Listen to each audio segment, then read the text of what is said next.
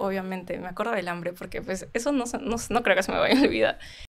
Y me dijo, deberías de dejar de postular porque es una carrera muy difícil, es una universidad muy difícil y date cuenta que tú no tienes capacidad para eso. O sea, en realidad yo quería desaparecer de ese mundo.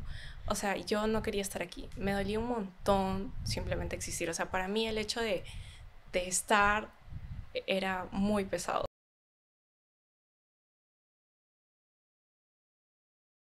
Hola chicas, hola chicos, bienvenidos a este espacio de catarsis. Yo soy Kiara y el día de hoy estoy con una invitada especial. Ella es muy linda, estoy muy feliz de que esté acá. Es ingeniera ambiental, que me encanta el título. También estudiamos juntos en la universidad, se llama Cristín Castillo. Bueno, Cris, muchas gracias por venir. Gracias por invitarme. Yo estoy muy feliz de hablar porque en serio creo que algo que me motivó bastante a hablar es el hecho de toda mi experiencia que he tenido, que ya te he comentado un poco, más que nada lidiando con la salud mental y con un montón de cosas que me han pasado. Y esos son temas que a veces no se quieren tocar o a veces no le gusta hablar a las personas. Yo entiendo porque todavía hay mucho tabú, hay muchos prejuicios, eh, especialmente acá en nuestro país. A pesar de que hemos avanzado un montón, todavía tenemos que mejorar un montón de cosas. Y para mí es bastante importante el poder hablar de esas cosas y contar más que nada lo que yo he vivido y hasta el punto en el que estoy ahorita, ¿no? En el que estoy mucho mejor de lo que estuve hace unos años, ¿no? Sí, por supuesto. La salud mental, sabemos que en Perú es muy difícil desde el acceso, porque no es fácil acceder a la salud mental. En ocasiones también es muy caro, Sí, es hay que tener cierto. dinero para poder sustentar tratamientos. Sí. Y también creo que es muy criticada o no se le toma la misma importancia que otro tipo de enfermedades, ¿no? Que ya lo vamos a tocar más adelante, de hecho. ¿Te parece si empiezas contándonos un poquito de tu infancia? Sí. Ya mira, o sea, primero yo nací en Huánuco. Tú eres de Huánuco. Sí, yo soy de Huánuco. Y mi mamá y mi papá biológico también, todos ellos eran de Huánuco. Y yo recuerdo, en realidad no he vivido en Huánuco porque pasaba los veranitos así como que de visita, pero igual Huánuco es muy bonito, entonces a mí me encanta la comida, me encanta todo. Y bueno, mi mamá me tuvo cuando tenía como 24 años, entonces yo considero que es joven porque es menor que yo, entonces digo, wow, me tuvo joven. Y me tuvo después de que se casó con mi papá biológico, y se casaron, pero en realidad ellos pues ya tenían ciertos problemas de pareja, ¿no? Se casaron jóvenes también. Sí, también se casaron jóvenes. Y pues en realidad yo ahora viéndolo, por cosas que me han contado tanto mi mamá como mi papá, pues lo mejor fue separarse, ¿no? Y fue muy difícil también para mi mamá. Yo amo a mi mamá y agradezco un montón porque yo me imagino cómo habrá sido difícil para ella. Ella se separó de mi papá cuando yo tenía 2 añitos y vino a Lima porque tenía una casa acá en Lima. Entonces desde esa fecha somos como que mi mamá y yo. Y éramos mi mamá y yo, las dos solitas, ¿no? Entonces como que mi mamá vio la forma de hacer para conseguir dinero, que comenzó con alquilando, luego comenzó poniendo negocios. Mi mamá ha hecho de todo, de verdad. Ha puesto un montón de negocios, todos los negocios posibles. Ella ha tenido como que ventas por mayor, un tiempo tuvo una bodega, un tiempo... Se metió en todo. Pero todo con tal de que pues tengamos un mejor acceso a cosas, ¿no?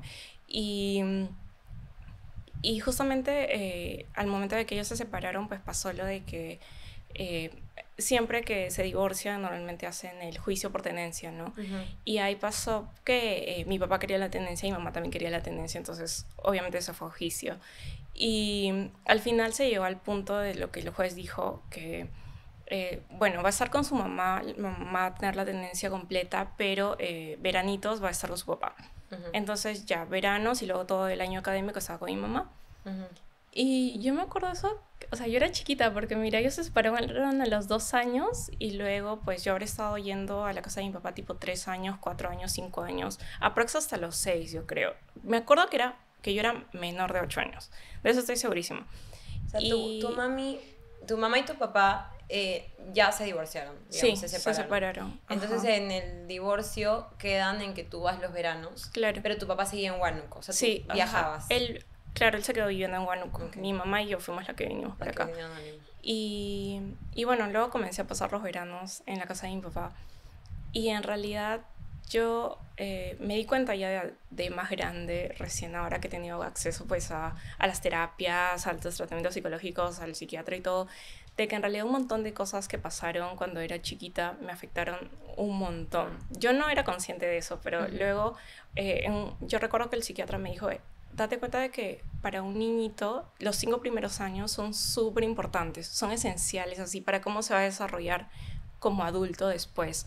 El hecho de que si tuvo a los papás presentes, quizás si sus papás peleaban, si había discusiones, si había violencia, si él se sentía querido, si se sentía amado, cómo era la relación con sus amiguitos, todas esas cosas que a veces decimos, pero son niñitos, sí, no se dan cuenta, sí, en realidad afecta un montón. Sí, qué importante darle este peso a la infancia de los niños, porque claro, los niños no se acuerdan de repente de lo que pasó cuando tienen 1 año, cuando tienen 2 años, pero sí se les queda en la mente, se archiva en su cerebro y de ahí se manifiesta. Se queda ahí, hasta a veces no te puedes acordar, pero hay cosas que como que se quedarán en alguna partecita almacenadas de tu cerebro que tú sí lo recuerdas de cierta, o sea, no conscientemente, pero están ahí. Y bueno, yo ya después me di cuenta de que había pasado por cosas muy traumáticas, muy feas también. El psiquiatra fue el que me dijo, hay que llamar las cosas como son. O sea, tú has pasado por un montón de maltrato psicológico, violencia psicológica y hay que darle el nombre que se le debe de dar. Entonces, sin me miedo. acuerdo que, sí, sin miedo. Me acuerdo que la primera vez que me dijo eso, yo dije, ay, pero eso suena súper fuerte. Sí. Pero es la verdad, o sea, es la verdad y es lo que pasó y pues... Y no hay que minimizar las situaciones, porque hay que darle la importancia justamente para saber que hay que atenderlas. Sí. Y bueno, entonces tu papá era el que tenía una vida un poquito más complicada que tu mamá, creo. Sí, o sea, mi mamá, bueno, yo he tratado de entenderlo, la verdad, a mi papá, porque yo digo, los dos eran muy jóvenes, a veces pues uno joven no ha madurado en realidad, pero luego pensé y dije, en realidad nada justifica el cómo trates a una persona, el que seas quizá inmaduro o tengas algún problema, porque yo me acuerdo algo que era bastante que mi papá tomaba, pues a mi papá siempre le ha gustado tomar y me acuerdo muchas veces que yo pues él me llevaba cuando era verano, íbamos a la casa de mi papá y yo me acuerdo que mi papá no estaba, o sea, mi papá desaparecía. ¿Cómo era la casa de tu papá? Era en la casa de todos, o sea, de los abuelos. Una casa pues, familiar. Claro, una casa familiar. Y él tenía pues su cuarto, que era donde estaba él. Y ahí es a donde yo llegaba. Y recuerdo que pues prácticamente mi vida era en ese cuarto y mi papá desaparecía muchas veces. Y yo me acuerdo que a veces mi papá me decía como que me voy a ir a estudiar. Y yo decía, pero, o sea, soy niña, pero no es que no me dé cuenta, ¿no? De que no te estás yendo a estudiar. A estudiar, no sé, te llevarías un cuaderno, una cosa así, ¿no? Pero no. Y recuerdo que, o sea, algo que se me quedó bastante fue el hecho de que bueno, yo no sé exactamente por qué, porque yo era súper chiquita, pero muchas personas que vivían ahí de la familia de mi papá no me trataban bien, o sea, no me querían, no les gustaba mi presencia, no les gustaba el hecho de que yo esté ahí. Yo no sé por qué problemas, qué habrá sido. La cosa es que no me trataban bien. Entonces, yo era... Después dándome cuenta era súper chiquita. Tenías 3, 4 años. Claro, 3, 4 años, 5 quizá. Pero, o sea, me decían cosas muy feas, me insultaban, me trataban como que... Me hacían sentir muy mal, como si fuera inferior. Y... ¿Qué te decían? ¿Qué te pueden decir? Me acuerdo que, por ejemplo, una vez, me acuerdo que mi mamá... No, digo, una de mis tías, obviamente cuando eres niña, pues te tienen que bañar. Ella me llevó a bañarme. Y cuando me estaba bañando, me dijo como que, ay, como que me das asco, estás súper sucia, eres una cochina, como que, cosas así.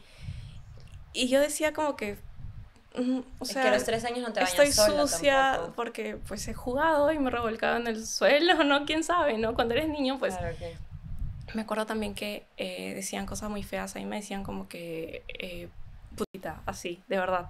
Eso lo decían. ¿A una niñita? A una niñita, sí, porque, no sé por qué, así lo decía mi tía. Las hermanas de tu papá. Sí, y, o sea, yo no me daba cuenta, de verdad, yo ni siquiera sabía qué era eso, porque pues eres una niña, no te das cuenta, pero en realidad no sé por qué, o sea... ¿Y tu papá no intervenía? Lo que pasa es que yo me acuerdo bastante que mi papá no estaba, entonces en los momentos en los que mi papá no estaba era como que me trataban así, o si no simplemente pues ellos hacían sus cosas y y no, o sea, yo como que ya, que vea ella cómo hace, ¿no? Tu papá tenía como esa tenencia compartida, entonces Claro, tenías que estar con él, pero él no estaba, te dejaba como con su familia. claro, él no estaba un montón de veces.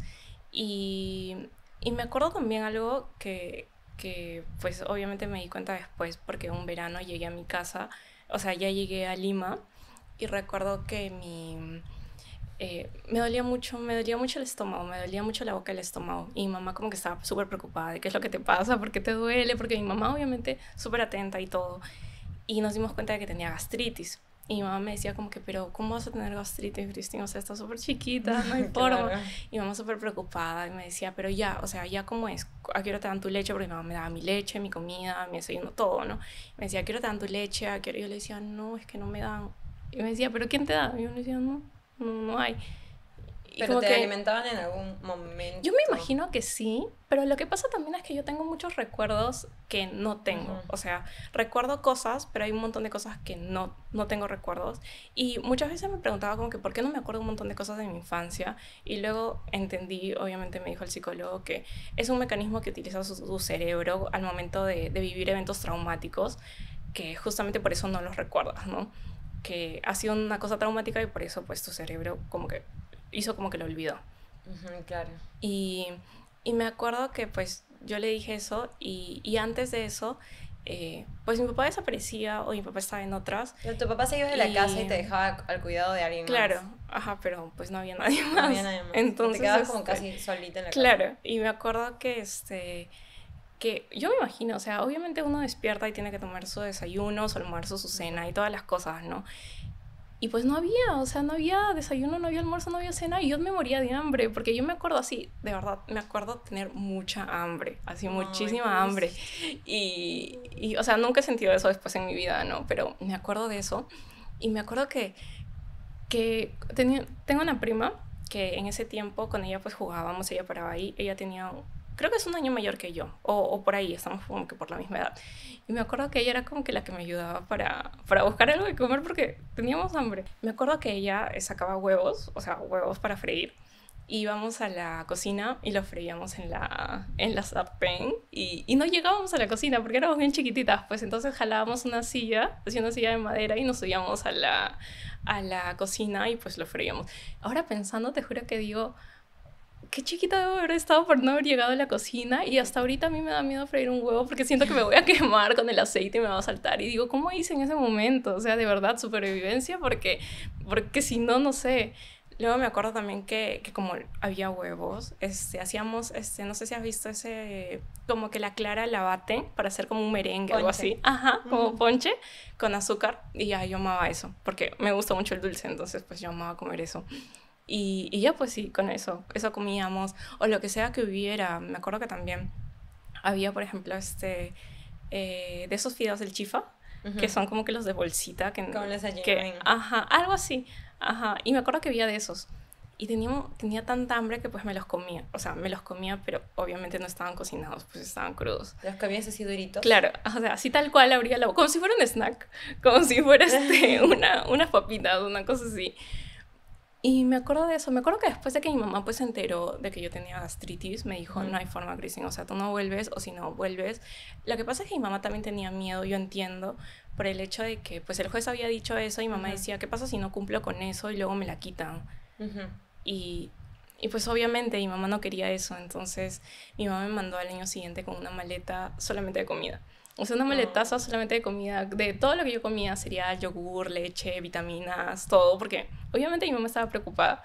Y, y me acuerdo que ese verano que yo llegué, ni siquiera yo pude comer mis cosas porque pues no sé cuál de mis tíos, quién, pero pues entre ellos se repartieron las cosas y me dejaron a mí sin comida, Y no, entonces pero ellos vivían en la casa, se repartían las sí, cosas, ellos vivían pero en la no te casa. daban, o sea, ellos cocinaban en la cocina el almuerzo normal y no te invitaban. Yo me acuerdo, o sea, te juro que no me acuerdo bien, pero yo me acuerdo que muchas veces ellos era como que hacían sus cosas y ponte, ellos comían o ellos estaban en su cuarto o hacían lo que sea y pues yo estaba aparte. Entonces, Y tenías hambre también, te claro, acordás del hambre. obviamente, me acuerdo del hambre porque pues eso no creo que se me vaya a olvidar.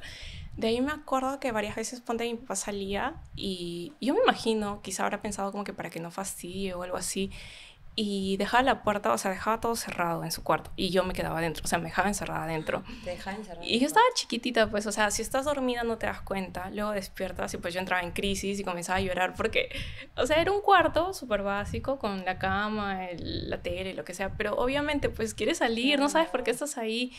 Y recuerdo que, o sea, eso ha pasado más de una vez, entonces yo decía, Te dejaba encerrada en un ¿por cuarto. Eso es muy qué? O sea, negligente. sí. Luego me di cuenta ya más grande y dije, pues sí, o sea, mi papá ha sido muy negligente en un montón de cosas. Ha sido joven, pero en realidad nada de eso justifica el hecho de que Mm, puedas tratar a una niña o a Pero cualquier persona me parece así. extraño igual tratar mal a un niño inocente, o sea, de parte de tus Sí, tías, o de... sea, yo creo que, o sea, luego entendí porque mi mamá me comentó que pues había un drama ahí entre algún familiar de mi mamá con algún familiar de ellos de y tener- ya llevando la terapia, ¿no? Llevando el tratamiento psicológico y me di cuenta de que un montón de esas cosas afectaban a cómo soy yo actualmente y todos los, o sea, los problemas que he tenido con mi salud mental, ¿no? Ujú.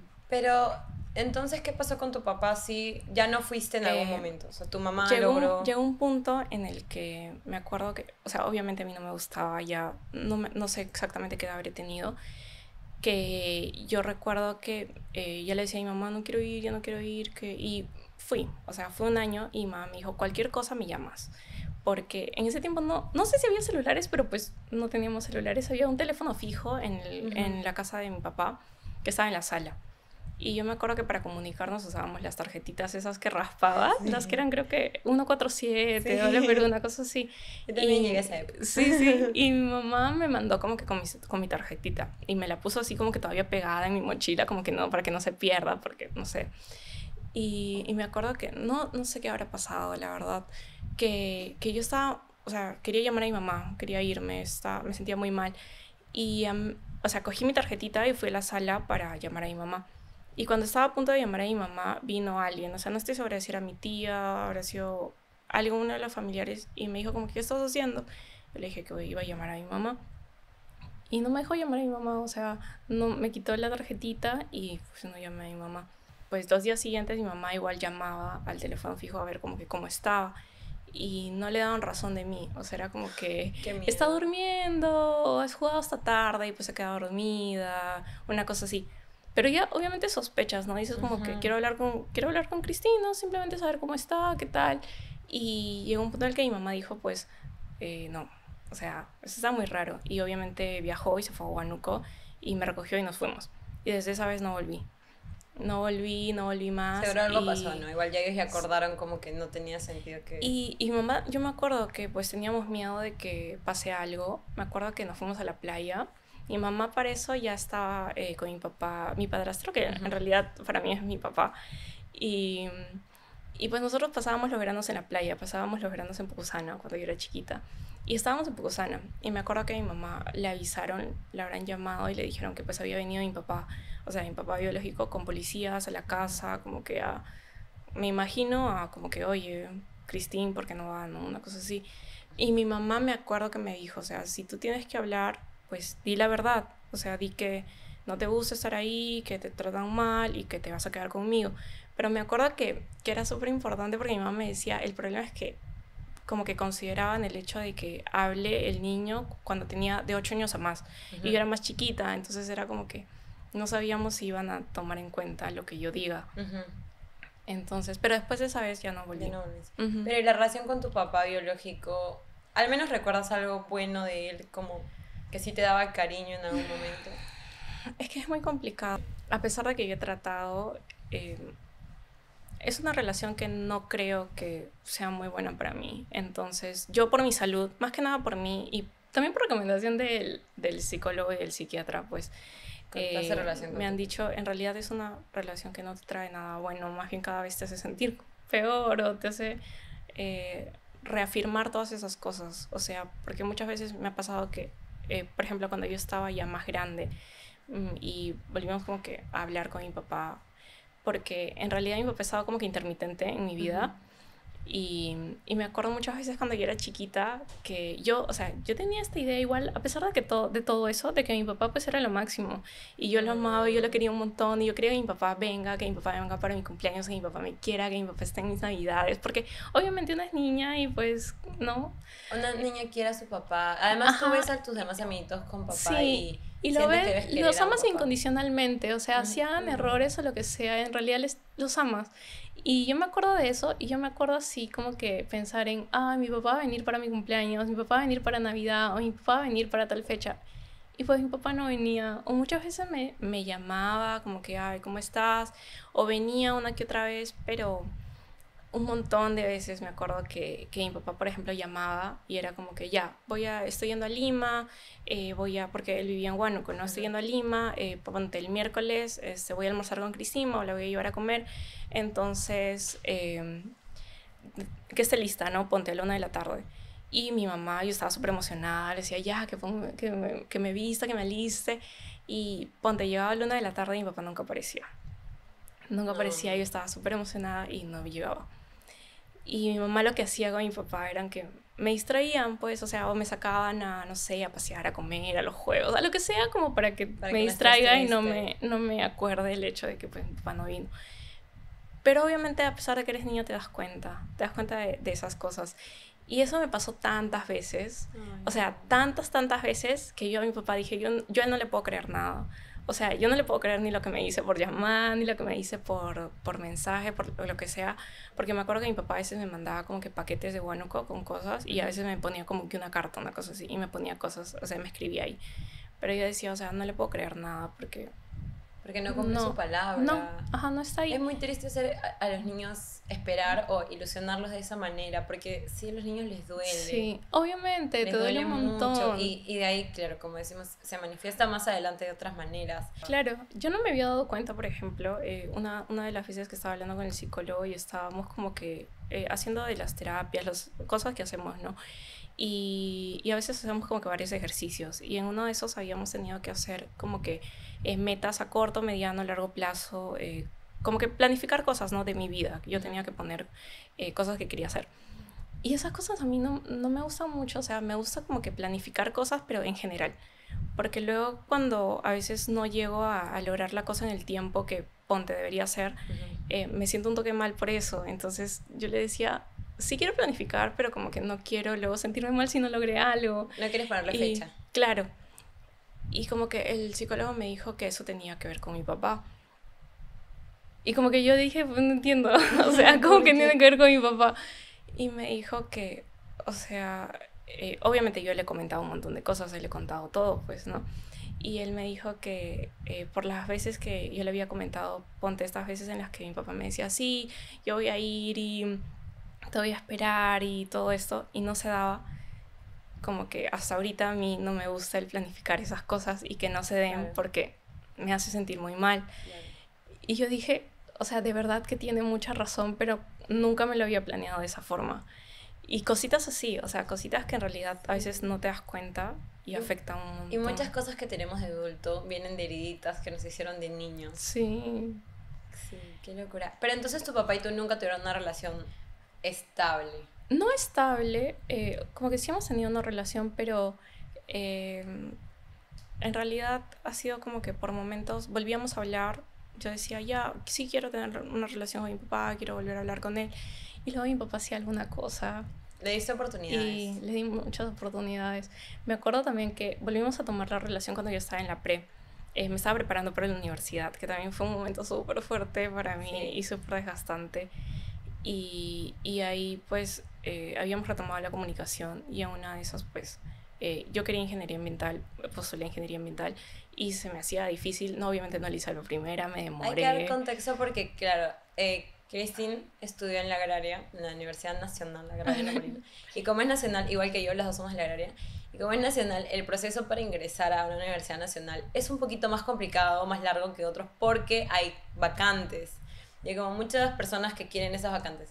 Dentro de la universidad, la carrera más difícil de ingresar es ingeniería ambiental, porque mucha gente quiere ingeniería ambiental, entonces, y literalmente solo ingresan los primeros puestos. O sea, Si tú no estás en los Sí, primeros puestos de las miles de personas que están postulando, no ingresas. Así que tienes que ser el mejor de los mejores para ingresar. es súper intenso. Es complicado. Y es desafiante también. Sí, y yo no sabía cómo era en realidad la competencia hasta que pues estuve realmente en la pre Y no sabes lo que te espera cuando... y no tenía idea, dije, wow, no sé nada, no sé nada porque todo el mundo sabe un montón de cosas y yo estoy acá perdida y tengo que aprender un montón y entré en crisis. Y pues postulé y no ingresé. Y obviamente mi papá sabía, porque creo que en ese tiempo mi papá había decidido apoyarnos con la pre, o sea, pagando. Y, y me acuerdo que pues el día siguiente después de admisión yo estaba súper triste, porque Claro, obviamente no. obvio. Y me sentía mal. Y estaba en mi casa, no había nadie más en mi casa, entonces teníamos teléfono fijo todavía en ese tiempo. Y me acuerdo que sonó el teléfono, yo contesté, y era mi papá.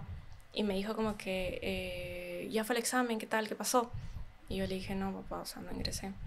Y me dijo, ay, y mi papá se molestó, o sea, reaccionó súper feo y me comenzó a gritar por el teléfono y me dijo, ¿cómo es posible? Y encima que yo pago la pre y tú no has ingresado, y me dijo, deberías de dejar de postular porque es una carrera muy difícil, es una universidad muy difícil y date cuenta que tú no tienes capacidad para eso, o sea, tú no eres inteligente para lograr eso y no vas a ingresar, me dijo, o sea, ya no hay que seguir como que malgastando el dinero porque no Ay, da tu no. capacidad. Me acuerdo que me dijo, no da tu capacidad.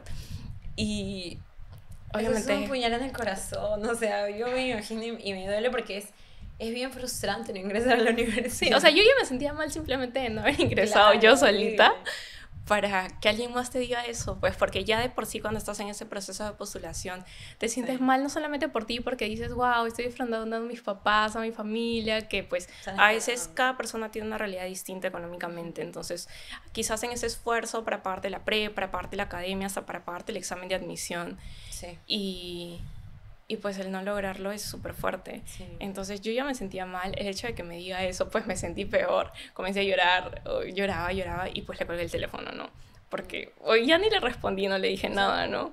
tu papá Y siempre hacía algo como para, no, no sé, como para decirte que esa, como para desaprovechar las oportunidades que le diste es de algo tener que una relación. yo también le consultaba a mi psicólogo en algún momento y le dije como que, o sea, ¿por qué mi papá como que tiene estas ganas de siempre decirme cosas feas? O sea, siempre minimizarme o hacerme como que sentir Mal. mal, o sea, Claro, yo porque tu entiendo, papá ajá, haría eso cuando los papás, y te esta es tienen la que ideología de un apoyar, papá, claro. ¿no? Te ama incondicionalmente, los papás te apoyan, te cuidan, están contigo, entonces, ¿por qué un papá te haría Claro. sentir mal? Y como que me acuerdo que, no sé si fue el psicólogo que me dijo como que para tu papá eres algo así como que un trofeo nomás. O sea, como que ahora, ¿no? Ahora que ya acabé la carrera, todo. Como que Ah, puede ok, decir sí. como que, sí, mi hija estudia en la agraria, mi Mi hija hija es estudia ingeniería ingeniera, ambiental, sí, que no sé qué, pero más como que no. O sea, como, bueno, como que igual y lograste lo que lograste, no por él, de repente él puede jactarse diciendo como que así, es que mi hija no sé qué, pero qué tan parte del proceso él fue sí, o realmente, sea, yo obviamente soy consciente de las personas que estuvieron en el proceso, de cuánto me apoyó mi mamá, mi papá, o sea, tu con mi papá, papá me refiero a tu mi papá. padrastro, que pues él de hecho, yo justo sacando cuentas, lo conozco a él desde él me dijo, sí, yo me acuerdo clarito, desde que tenías 3 añitos. Ah, Y desde yo los dije, tres desde los años. 3 añitos, wow, o sea, yo pensé que era más grande, pero, o sea, él comenzó a estar con mi mamá. Lo que pasa es que mi mamá pues ya se divorció, ella Ujú. estaba soltera. Y pues ella también me comentó que es difícil, o sea, es difícil el hecho de tener un hijo, una hija y pues tratar de tener una relación con una persona Hay que tener porque mucho cuidado. sí, tienes que tener mucho cuidado, o sea, no solamente por el hecho de que, de ya, o sea, que ya es difícil tener una relación, ¿no? Sino porque ya no eres solamente tú, sino eres tú con tu hijito o tu Ujú. hijita. Y pues mi mamá, ella no quería que yo lo conozca ni nada hasta que sea algo realmente serio, porque obviamente es una persona que va a entrar a tu vida y Claro. luego que se vaya o que pase cualquier cosa y con todo este antecedente, ¿no? De que entonces cuando ya realmente pues Era seria la era serio y relación. todo, ya obviamente ya hasta vivían juntos y todos se casaron, sí me acuerdo que se casaron, yo salgo ahí también en la foto Sí, qué del linda. matrimonio, en la fiesta y todo. ¿Te acuerdas cuando lo conociste? Cuando te lo presentó tu mamá? ¿O No, no? exactamente no. Es que eras muy chiquita. Sí, era Sí. muy chiquita, pero me acuerdo un montón de todo lo demás. O sea, me acuerdo porque, o sea, fue un cambio tan radical el estar como que desde ese momento en el que pues yo no tenía esta figura, ¿no? De papá, paterna. Me acuerdo hasta que, o sea, a veces los niñitos no se dan cuenta, ¿no? Ponte cuando eres niñito, yo me acuerdo que los niñitos me decían como que tú no tienes papá, porque obviamente había actuación por el Día del Padre y pues no venía mi papá porque no había papá. Era como que vamos a hacer el regalo del Día del Padre, pero ¿para quién lo hago yo si pues no está el papá, ¿no? Y luego apareció mi papá y mi papá se enteró de esas cosas y mi papá era como que yo voy, no importa, tú sí tienes papá, yo voy a decirle a todo el mundo que porque mi papá es un amor, o sea, mi papá es de esas personas que tiene tanto amor en serio y me ha acogido de una forma, yo digo, o sea, esas personas tienen un corazón demasiado grande para que no le importe para nada el hecho de si es tu hija, así como si tienen algún vínculo sanguíneo, algún tipo de vínculo de otra forma. No, o sea, él me dijo desde el principio, tú eres mi hija y así es, para siempre. Oh. Y ha sido así, siempre ha sido así, o sea, mi papá ha sido de esos papás, yo me acuerdo de cuando éramos chiquitos, que pues nos la pasábamos jugando, fastidiando, a mi papá le encanta la salsa, pues bailábamos salsa en la sala, tenemos 1000 fotos así de chiquita, cuando yo era chiquita. Él sí tomó un rol paternal totalmente. Sí, totalmente, hasta ahorita. O sea, yo sigo viviendo con él y pues él es mi papá. También pensando, yo me acuerdo que pues él apareció y después todos los cumpleaños, todas las navidades, feliz porque mi papá se esforzaba un montón por los regalos, por todas las cosas, porque él era el más engreidor del mundo. Y me acuerdo que luego cuando yo tenía como 9, mi mamá salió embarazada de mi hermanita. Pues bueno, hermanita ya está grande, pero para mí sigue siendo hermanita. Y mi mamá salió embarazada y cuando nació mi hermana, mi mamá me dijo, tú comenzabas a llorar todas las noches. Y yo me acuerdo, o sea, me acordé y dije, es verdad, o sea, porque yo me acuerdo que ahí tenía mucho miedo. O sea, yo me moría de miedo porque dije, ahora sí mi papá va a tener una hija de verdad.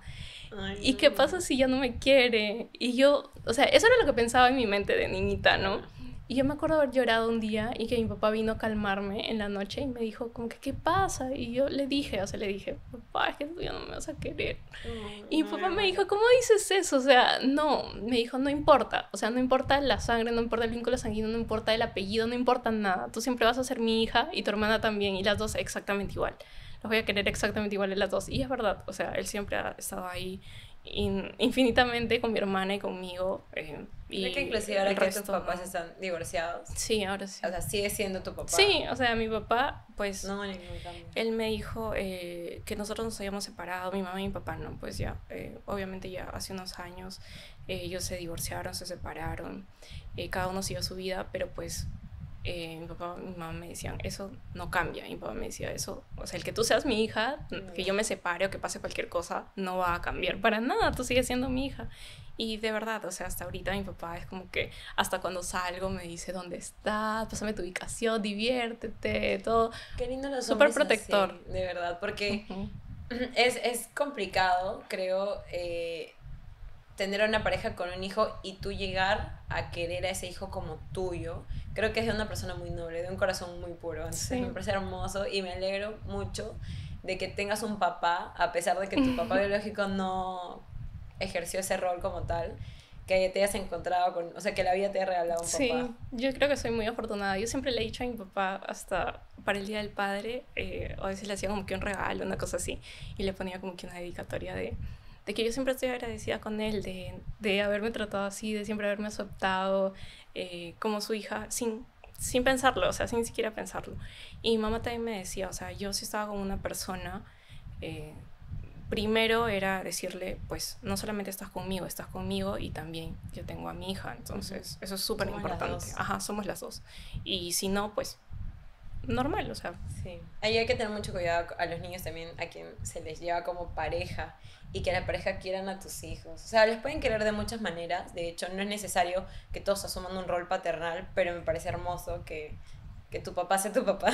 Sí, sí. Y con este contraste de que tú querías mucho a tu papá, pero igual tú tenías la imagen de tu papá biológico, digamos. Entonces, igual sentías que querías una relación con los dos. Sí. Porque, o sea, es lógico igual, ¿no? Sí. Sabías que era tu papá biológico. Yo amo a mi papá, al que es mi padrastro, ¿no? Pero igual, o sea, creo que yo siempre me cuestioné, hasta ahorita, porque yo sigo queriendo a mi papá biológico, o sea, yo sigo deseándole lo mejor, yo sigo queriéndolo. eh, a pesar de todo lo que ha pasado, pues yo ya he sanado esas cosas, no tengo ningún tipo de rencor ni nada. Yo digo, ok, son cosas que pasaron, Ujú. pero igual todavía le tengo cariño. Lo guardas como cariño. Ajá, y yo sé que él quizá a su forma, pero pues quizá también a su forma me quiere. Igual pasaron estas cosas, por ejemplo, cuando pasó eso yo dejé de hablarle, lo de la pre, ¿no? Que me dijo todo eso. Yo no quería hablarle, no le contestaba el teléfono ni nada. Ujú. Después pues mi papá volvió a aparecer. Mi papá biológico ha tenido muchos problemas de salud. Entonces muchas veces ha aparecido con estos problemas, porque en realidad han sido problemas muy fuertes. Y pues yo volvía y era como que, ok, vamos a ver, o quizá como que podemos retomar la relación, pero siempre han pasado cosas así en la que o me trataba mal, o me decía cosas feas, o simplemente, eh, no sé, cosas súper básicas desde, eh, por ejemplo, me acuerdo haberlo visto ahora que estaba con, o sea, así con el cabello y me decía como que tu cabello se ve feo, o no me gusta cómo está, deberías tenerlo natural. Y yo Ay. como que, ok, yo le digo, pero si me gusta, o sea, si sí me gusta es mi cabello, pues yo lo tengo como yo quiera, ¿no? Pero, o sea, esos comentarios y esas cosas que en realidad yo quisiera que no me afecten y como que para nada, pero todavía me siguen aceptando porque yo todavía le tengo este cariño por todo, ¿no? Entonces, justamente por eso fue que dije, creo que lo mejor y más sano para mí es pues tener una relación de lejos. O sea, igual él ha tenido como que otra familia, tiene a su pareja, otra hija, entonces está bien, o sea, no tengo ningún tipo de rencor. De hecho, yo siempre a todas las personas les deseo lo mejor del mundo, si me hayan dicho lo que sea, porque todos merecemos tener cosas buenas y tener felicidad y todo. Entonces digo, espero en realidad que sane todas las cosas que necesita sanar. Claro. Y que, porque obviamente, pues si se reacciona de esa forma es porque hay un trasfondo, algo atrás, ¿no? Sí, creo que sí. Muchas personas tienen también problemas de salud mental que no han sido detectados, que no han sido tratados y pues desarrollan en seres humanos de repente no, sin empatía o con poca empatía, Sí, que no tienen miedo a ofender. igual también el hecho de que pues generaciones un toque antiguas Sí. no tenían esta idea de que pues sí, podía ir al psicólogo, podía Ujú. ir a un psiquiatra, sino era como que algo visto como que wow, está súper loco, no, y te tachaban o era como que una vergüenza. Entonces como que todavía hay muchas personas y por ejemplo en su familia varias personas tienen ese tipo de ideas. Entonces aprox, yo me acuerdo porque en el 2015 fue la primera vez que fui a tratarme con un psiquiatra. Pero antes de eso, pues yo ya presentaba, es que en realidad yo no sabía, o sea, no me daba cuenta de que decía, quizá algo está mal en mí, pero no, o sea, no lo asociaba bien. Pero en realidad la que pues lo vio directamente fue mi mamá, porque yo me acuerdo un montón de veces en las que estaba preparándome y me ponía muy triste, o sea, me venían estos bajones de tristeza muy intensos en los que tenía ideas muy catastróficas y muy tristes y solita es como que me autosaboteaba pensando cosas malas respecto a mí o sobre el futuro, me daba como que ansiedad y un montón de cosas. Y lo que yo hacía en esas veces en las que me ponía mal era, por ejemplo, me gusta mucho ver el mar, entonces me iba al malecón a ver el mar, a desahogarme, a llorar. Y muchas de esas veces me perdía, o sea, me iba y llegaba a mi casa, ponte 11, 12 de la noche, súper tarde, y ni siquiera, no sé si ni siquiera respondía el celular o qué cosa hacía, pero yo desconectaba, o sea, desconectaba totalmente. Y en esos tiempos me ponía tan triste que no me importaba, o sea, ni siquiera pensaba como que en la seguridad ahorita de que digo, es tarde, o sea, es Claro. peligroso.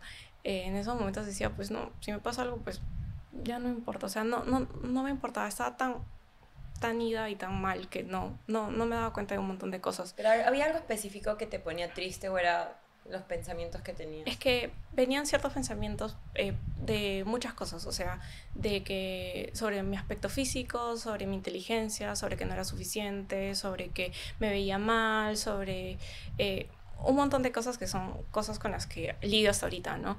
Entonces, y más que nada, pues yo veía y decía, pues sigo preparándome, sigo postulando, no ingreso, ¿qué estoy haciendo? Me ponía mal, me ponía triste, me venían Sí. mil cosas encima. Y pues mi mamá obviamente se comenzó a preocupar. y me dijo, vamos a llevarte a un psicólogo o a alguien que te vea. Y me acuerdo que me llevó al Valdizán, o sea, al hospital Hermilio Valdizán, que está en, creo que es Senate o algo así, Sí, que es uno de los hospitales psiquiátricos, ¿no? Y fue la primera vez que fui a un hospital psiquiátrico y que realmente tuve acceso a, no sé, a un psicólogo, un psiquiatra, así, tal cual. Y simplemente para el ingreso, pues ingresaron, me hicieron unas preguntas así básicas y desde que me sentaron y me dijeron como que el triaje, ¿no? Que pues te miden, te pesan y me comenzaron a preguntar cosas. Me dijeron que mi mamá salga del lugar para que solo hable como que yo con la doctora, la enfermera, no sé. Y me comenzaron a preguntar cosas como, por ejemplo, desde tu nombre, ¿no? ¿Cómo te llamas? ¿Qué edad tienes? Hasta, ¿sabes? Si estamos de día, si estamos de noche, ¿sabes dónde estamos? ¿Qué día es hoy? ¿En qué año estamos? Y yo como que comencé a pensar, pero ¿por qué me preguntan estas cosas? O si escuchaba voces o cosas así para descartar, ¿no? Obviamente. Claro. Y pues yo fui completamente sincera. Si pensabas tenías pensamientos de hacerte daño, si tenías pensamientos de idealizaciones suicidas, y yo fui completamente sincera, le dije todo. Y después me dijeron, ok, vas a pasar con el psiquiatra. Pasé con una psiquiatra que fue mi primera cita y pues nos quedamos un montón de tiempo, ahora ha sido una hora y media hablando con ella. Le conté un montón de cosas y ella me dio un diagnóstico, que de hecho no es el diagnóstico que tengo ahorita, pero es que también es algo que es muy difícil a veces llegar a un diagnóstico realmente que sea tu diagnóstico en una enfermedad mental, una enfermedad psiquiátrica, porque no es quizá como otro tipo de enfermedades en las que, pues, no sé, te rompiste el pie y ya tienes esto, ¿no? O te sacan sangre, fractura de esto. Ajá, sino es muy difícil porque quizá hay cosas que se compaginan entre una enfermedad y otra enfermedad, entonces darte un diagnóstico en realidad pues tienes que seguir todas tus citas y realmente puede demorar años. Ajá, puede demorar años en realidad en que te dan un diagnóstico. Y me acuerdo que me dio un diagnóstico y me recetó pastillas antidepresivos. Y yo salí y le dije a mi mamá, sí, tengo que comprar estas pastillas. Y mi mamá estaba como que, ¿pero por qué? ¿Por qué te han dado pastillas? O sea, esa idea de que, claro, ¿por qué ahora tienes que tomar pastillas? ¿No? Da miedo. Claro, da miedo. Muchas veces el que te den unas pastillas psiquiátricas dices como que, ¿qué está pasando, no? Pero obviamente yo seguí después. Mi mamá luego se fue al extranjero, justo ese mismo año también. Entonces ya todo el resto de mi tratamiento lo seguí yo. Yo seguí yendo al hospital, al psiquiatra, pero una de las cosas, o sea, si bien yo me trataba en el hospital, yo pagaba mis consultas. No me acuerdo exactamente cuánto, obviamente era un monto muy bajo. Que también puedes acceder por el SIS. Sí, puedes acceder por el SIS, pero yo en ese tiempo no tenía SIS. Entonces yo pagaba mis consultas, yo pagaba mis medicinas y todo, ¿no? En este año igual ingresas a la universidad, pues. Sí. ¿El psicólogo el psiquiatra fue antes? Fue en febrero del 2015. Ajá, yo ingresé para el segundo ciclo del 2015. Y seguí con el tratamiento, pero en realidad no era algo, un tratamiento totalmente adecuado, porque justamente en el hospital pasaban un montón de cosas y a veces me cambiaban de psiquiatra pues sin avisar, porque simplemente, no sé, el psiquiatra había pedido permiso, el psiquiatra se había cambiado de hospital, yo qué sé, y era como que comenzar de nuevo con otra persona. Y ese psiquiatra nuevo me daba otro diagnóstico. Entonces era como que en realidad, ¿qué tengo? O me cambiaba la medicación y era como que iba con esta pastilla, luego probaba con otra pastilla, luego iba con otra pastilla y no tenía como que realmente un diagnóstico, una pastilla fija, un tratamiento fijo para mejorar, ¿no? Y así estuve, más o menos. Luego comencé la universidad y pues en la universidad también me comenzó a complicar las cosas porque obviamente la universidad es fuerte. Y pues yo estaba lidiando con todo esto y me acuerdo que por momentos algunos de los doctores me dieron estas pastillas porque me dijeron, tú tienes depresión. Y pues sí, o sea, yo me daba cuenta de que por momentos me llegaban pues estos bajones de tristeza súper intensos en los que yo solo lloraba. Yo quería desaparecer. Yo no sabía qué hacer o sea, ese dolor que sentía por dentro, porque a pesar de que es un dolor que no lo sientes físico, yo siento que sí lo sentía. O sea, sí sentía ese dolor. y lo sentía tan fuerte que no sabía qué hacer, no sabía a dónde irme, dónde desaparecer, porque muchas veces estaba en la universidad y me venían estos bajones y decía, ¿a dónde me voy? Qué vergüenza, no voy a estar llorando enfrente de la gente. Lo que hacía, me acuerdo, era ir al baño y me encerraba en el baño a llorar y me quedaba así, como que si estuviera, no sé, infinito, hasta muchas veces que venía la señora de limpieza y me decía, señorita, voy a limpiar, digo que tienen que desocupar, y yo, ay, no, discúlpenme, me voy, porque obviamente no me tenía que ir. Pero era de un momento a otro que venían estos Sí, ataques de tristeza. Venían las ideas, las ideas de que, por ejemplo, no eres suficiente, no vales nada. Sin embargo, ya estabas en la universidad igual, que es un gran paso, o sea, ya habías logrado, ya habías demostrado, por ejemplo, que sí tenías la capacidad. Lo que pasa es que también, o sea, lo que me dijo el psiquiatra alguna vez fue que desde que fui chiquita, o sea, todas esas cosas que me dijeron en algún momento de que, oye, tú, no sé, me menospreciaron de cierta forma, que pues mi cerebro lo asimiló como que eso era lo que estaba bien. Entonces mi cerebro como que se quedó en esta forma como que así es como te debes de sentir, como que eres inferior, como que no vales, o sea, mi autoestima en el suelo. Entonces, eso era lo que yo estaba acostumbrada. Entonces, me venían todas estas ideas de que pues era así. Y pues sí, o sea, eso es lo que estaba acostumbrada y como he vivido todos estos años, 20 y tantos años. Y por eso es que es tan difícil a veces cuando recién vas a terapia cambiar todo eso, porque es como que todo lo que has vivido toda tu vida y la forma en la que has pensado toda tu vida, cambiarlo es un trabajo demasiado fuerte, que sí se puede hacer obviamente, pero cuesta un montón. Y Pero en la universidad, ¿cómo llevabas los cursos? Porque es muy sí, difícil, fuerte, o sea, de por sí es fuerte. difícil estar en la universidad, creo. Sí. Pero sumémosle a eso, esos cuadros depresivos que tenía. Sí, y también tenía la ansiedad, o sea, yo me acuerdo que me da ansiedad todo, es que la ansiedad, como me dijo me dijeron alguna vez, es como que este miedo a cosas del futuro, a cosas que ni siquiera han pasado, pero tú ya te pones esta idea de que me va a ir mal. Yo pensaba, por ejemplo, ni siquiera había dado un examen en un curso y yo decía, voy a jalar este curso, o daba un examen, así sacara yo 20, yo decía, no, voy a jalar, estaba súper preocupadísima así, porque pues era la ansiedad que me hacía pensar, y había muchos días en los que me ganaba tanta la ansiedad que te juro que temblaban mis manos y yo no sabía qué hacer. Me iba al centro médico y le decía como que no, estoy temblando, y como que me dejaban echarme, reposar, como que estar ahí, porque sabían que era algo pues que no era que tuviera algo ahí, sino que no es como darte un paracetamol y ya. Y me acuerdo que pues el primer ciclo lo pasé más tranquilo porque, o sea, igual fue difícil, pero tenía toda la base de la pre y me había esforzado un montón, me había matado estudiando. El segundo, no me acuerdo exactamente qué ciclo, pero pues se me comenzó a complicar porque en realidad yo llevaba ese tratamiento, pero no era un tratamiento adecuado, completamente correcto el que estaba llevando. Sí estaba tomando los antidepresivos, pero no estaba compaginando con terapia, que siempre si llevas un tratamiento farmacológico tienes que llevar pues la terapia, y yo no llevaba la terapia, o sea, a veces iba al psicólogo, a veces no.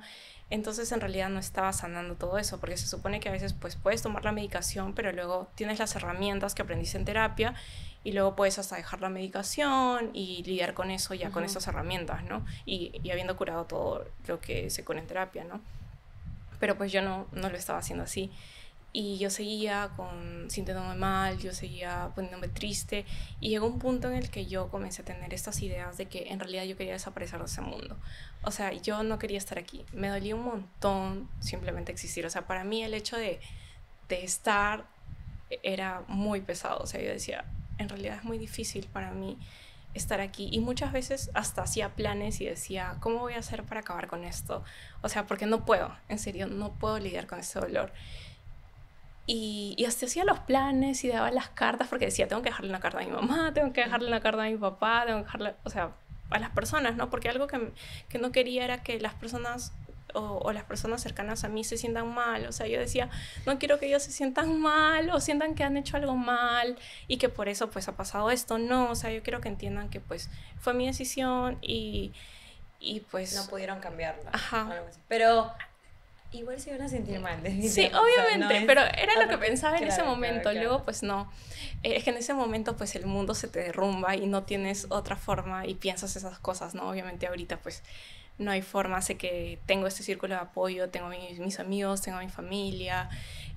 Tengo... Y ya tienes como un tratamiento igual. Claro, entonces... Pero, ¿qué te detuvo en ese momento a hacerlo? A todo esto mi mamá se había ido al extranjero. Uh-huh. Entonces, yo estaba con mi hermanita. Bueno, nos llevamos 9 años. Entonces, yo me acuerdo que pensaba, ahorita tiene 18. Uh-huh. Y igual yo sigo pensando que es chiquita. Y me acuerdo que yo pensaba, yo decía, no puedo hacer esto. O sea, ¿qué va a pasar con mi hermana? Va a ser una cosa muy traumática para ella el perder a su hermana. Contigo. Ajá, sí, estábamos las dos. Y yo decía, es difícil de por sí el hecho de que su mamá haya tenido que viajar, para encima cargarla con esto, porque va a ser algo muy traumático para ella y es muy chiquita y no puede pasar por esto. Entonces eso fue lo que me detuvo. Y de verdad, 1000 veces yo pensaba y solamente se me venía a la cabeza mi hermana y decía, no puede ser porque yo tengo que estar acá para mi hermana. Y como sea para mi hermana. Y un montón de veces también pensé y dije, ok, si para mí no tiene tanto sentido pues vivir, no importa, o sea, veré la forma de vivir, pero pues entregaré mi vida a, no sé, a una causa bonita. Quizá pues me dedico a, no sé, ser voluntaria en algún lugar bonito y pues que se aproveche, ¿no? No sé, a hacer algo bonito, porque quizás si yo no le encontraba como que ese valor o esa forma, pues de alguna forma, como para tratar de algo que me motive, claro, ¿no? Sabías que igual estabas buscando una manera de querer vivir, o sea, tú no querías en realidad dejar de vivir, sí, solo querías dejar de sentir dolor. Sí, yo no, es que eso es algo muy cierto, o sea, yo no quería, no es que no quisiera, simplemente que ya no quería seguir sufriendo. Y muchas veces me pasó que pues me sentía tanto sufrimiento que comencé a recorrer, no sabía cómo pararlo. O sea, no sabía cómo pararlo porque a pesar de que es algo que sientes, es algo muy fuerte. Y yo a veces lloraba infinitamente y decía, ¿cómo paro esto? No puedo estar así, porque lloraba hasta que me quedaba dormida. Wow. Y pues... Qué pesado el día, ¿no? Sí, o sea... y me acuerdo que pues en un tiempo, yo estaba en la universidad, comencé a recurrir a otras formas de como que tratar de mitigar, por así decirlo, este dolor emocional, que fue hacerme daño, o sea, hacerme daño a mí misma. Entonces comencé lo que primero que comencé a hacer creo que fue como que a arañarme los brazos, porque es, pues en realidad el hecho de que sea un dolor físico como que te saca de ese momento en el dolor mental, ¿no? Entonces era como que mi forma de escape. Luego pues eso comenzó a no ser suficiente y fue escalando más cosas, ¿no? Pero yo en ningún momento quise hacerlo en plan de morir, simplemente en plan de hacer que eso parara. Y pues comencé a hacerme cortes y cosas así, simplemente para dejar de llorar muchas veces, porque no podía parar de llorar. Y recuerdo que llegó un punto en el que estaba un ciclo en la universidad y me fue muy mal. O sea, me sentía muy mal, tanto física como mentalmente. Y estaba muy mal en los cursos que estaba llevando. Y yo sabía que los iba a jalar. Y yo dije, no puedo jalar, ¿qué voy a hacer? Y hablé con mi mamá, le comenté la situación y dijimos... Y también estaba mal porque andaba muy mal del estómago. Y yo no sabía por qué. Tenía dolores súper fuertes. Y no era la gastritis porque me hicieron una endoscopía. No era eso. Entonces yo decía, ¿qué cosa es? O sea, ¿qué cosa es lo que pasa? Fui al gastroenterólogo, me hicieron 1000 exámenes. Al final, mi mamá me dijo, mira, vamos a centrarnos en tu salud. Este ciclo, déjalo. Retírate de la universidad.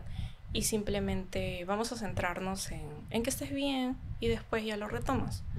O sea, mi mamá siempre me apoyó, mi papá también. O sea, eso me ayudó un montón, porque yo me imagino cómo hubiera sido quizá una mamá o un papá que te dice, no, pero los estudios son primero, tienes que igual sacar. Entonces, o sea, en esa crisis, más estar con eso, no sé, o sea, no sé qué hubiera hecho. Es válido igual darse pausas. Sí, es totalmente válido.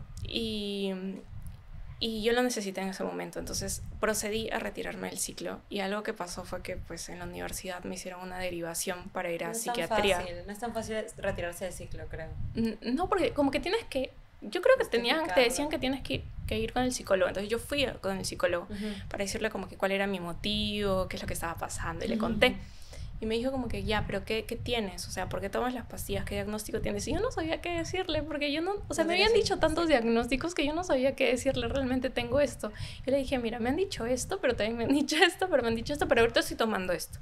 Y él me dijo, mira, vamos a hacerte una derivación para psiquiatría, para una clínica con la que tenía como que convenio la universidad. Y pues te mandaban ahí Con el seguro universitario. Ajá, con el seguro universitario. Era bueno el seguro universitario. Y me acuerdo que me hicieron esa derivación, yo fui a esta clínica, me atendió una psiquiatra muy buena, y la psiquiatra pues me evaluó un montón, me hizo un montón de exámenes y todo, y me dijo, mira, tú estás tomando las pastillas, pero ahorita las pastillas, o sea, los antidepresivos no están haciendo efecto. Claro, porque igual estabas muy, muy triste, claro, ¿no? porque, o sea, si estuvieran haciendo efecto, pues no estarías así. Y me dijo, lo que ella me dijo es que posiblemente mi cuerpo haya hecho resistencia a estos antidepresivos, entonces había que cambiarlos por otros. Entonces me cambió a otros, que son con los que estoy ahorita. Y ella me dijo, mira, ahorita tú estás con una depresión crónica severa. Y cuando me dijo eso, yo dije, o sea, suena muy fuerte, suena fuerte, depresión crónico y severo todavía. Sí, y yo le dije, y me dijo, crónico porque pues mira cuántos años va que tú estás así y cuánto tiempo y sigues igual. Y no has mejorado. Sí, ahí, ajá. No habías mejorado en ese y aparte severa porque no puedes hacer tus actividades diarias, ni siquiera puedes ir a la universidad, no puedes atender a tus cursos, no puedes, todas esas cosas básicas que se supone que uno puede hacer, no las estás pudiendo hacer, entonces por eso ya es severo. Y yo, pues sí tiene mucho sentido, claro, ¿no? Y ahí me comenzó a tratar con otras pastillas y pues esas pastillas son las con las que me quedé, que me hicieron... O sea, es que también es un proceso encontrar realmente la medicación adecuada para ti cuando tienes alguna enfermedad mental. Y pues estas fueron las pastillas que fueron para mí. Entonces ya con esas me quedé y fueron las que me hicieron efectos. ¿Notaste el cambio? Sí, en realidad sí. Obviamente no notas el cambio ahí mismo porque son pastillas que no la tomas un día y ya ahí mismo, sino toma su tiempo en actuar. Es un tratamiento. Pues.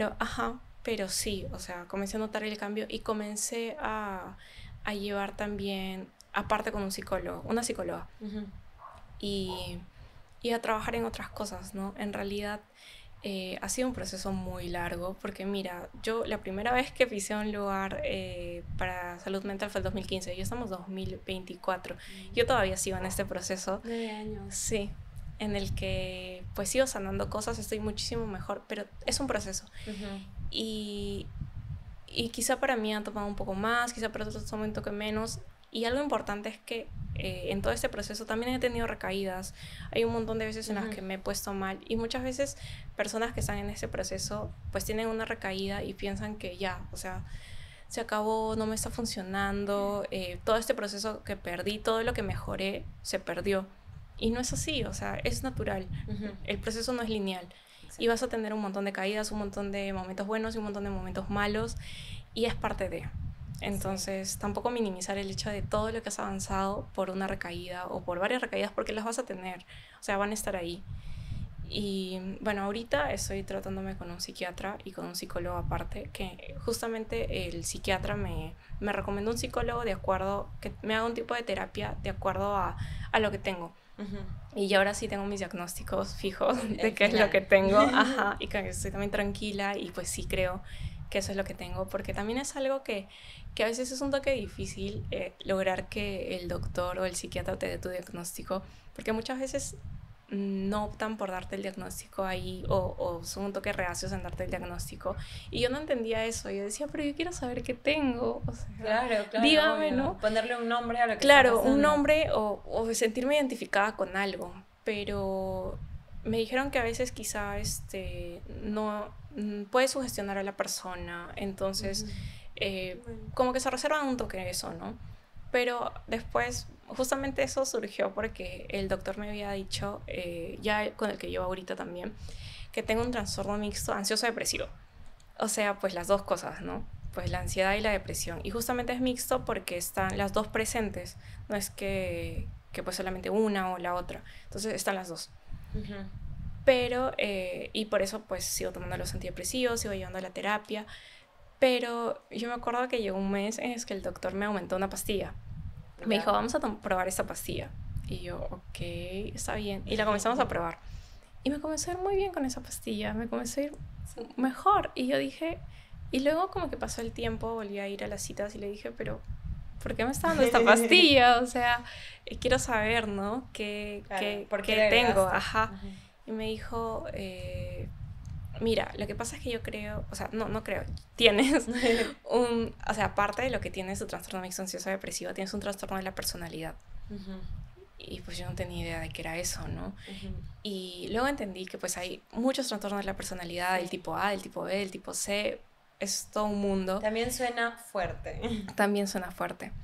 Y él me dijo, pues, este es un regulador del ánimo, lo que me había dado, la pastillita, que justamente te ayuda a lidiar con los cambios que puedes tener y todo, regular tu estado emocional por todos estos cambios que te da pues ese trastorno. Y yo le dije, pero qué trastorno, hay un montón de trastornos, yo quiero saber, yo siempre quería saber, ¿no? Que él me diga todo. Y él me decía como que, a ver, este trastorno de la personalidad no es específicamente uno, pero tiene rasgos límite.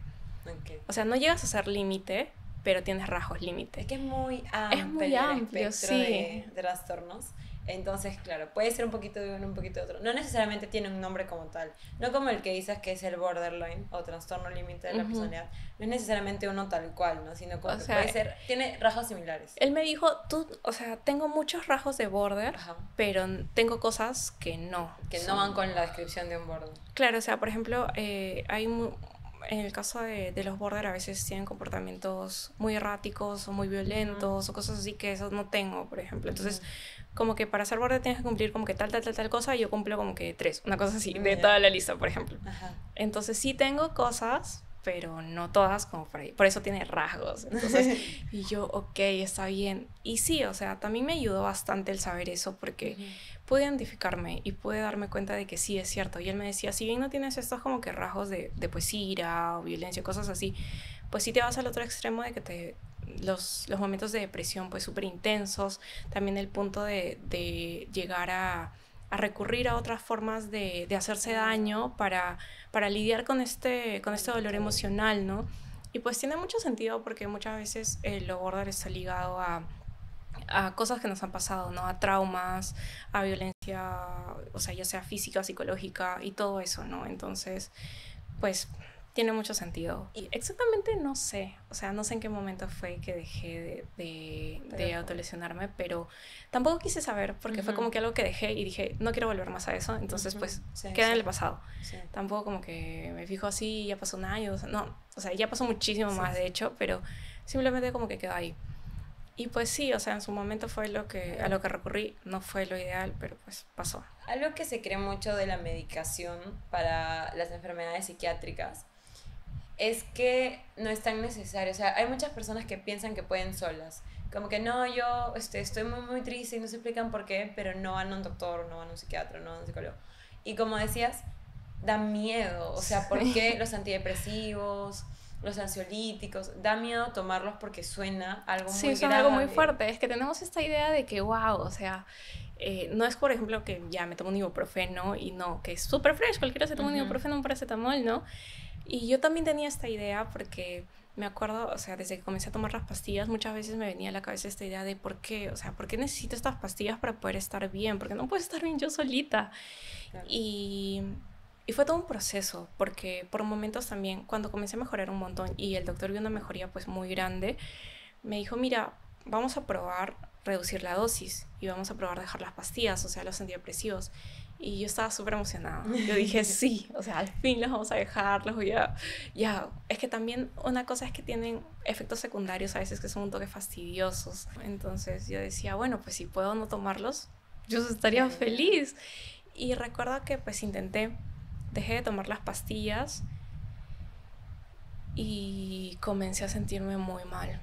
O sea, comencé a tener todas estas ideas, me comencé a sentir muy triste, al punto en el que todos los días yo estaba llorando, pero yo decía, no, o sea, tienes que ser súper fuerte porque estamos tratando de dejar las pastillas y o sea, yo decía, voy a poner todo de mí para en serio poder dejar las pastillas.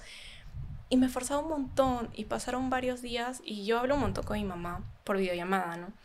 Entonces hablaba con mi mamá un montón y me acuerdo que llegó un momento en el que pues mi mamá quería hablar y yo le mandaba mensajitos, o sea, como que para no hablarle por videollamada porque sabía que yo no me encontraba bien y mi mamá se iba a dar cuenta. Y mi mamá me dijo que quería hablar y yo, ya, está bien. Y hablé, o sea, hablamos por videollamada y yo no pude y me puse a llorar. Me puse a llorar y le dije que me siento muy mal y mi mamá me dijo, ¿pero qué pasa? Y le conté, le dije, mamá, es que estoy tratando de dejar las pastillas y no, me siento muy mal. Y mi mamá me dijo, pero es que O sea, tampoco la idea es que estés así. Claro. Tú tienes que hablar con el doctor. Si no estás preparado ahorita, pues no pasa nada. Simplemente sigue tomando las pastillas y luego ya ven quizá en otro momento, se ve después. Y obviamente le hice caso, seguí tomando las pastillas y seguí. Y después de eso me acuerdo que fui donde el doctor y yo le dije, pues no, me sentía muy mal.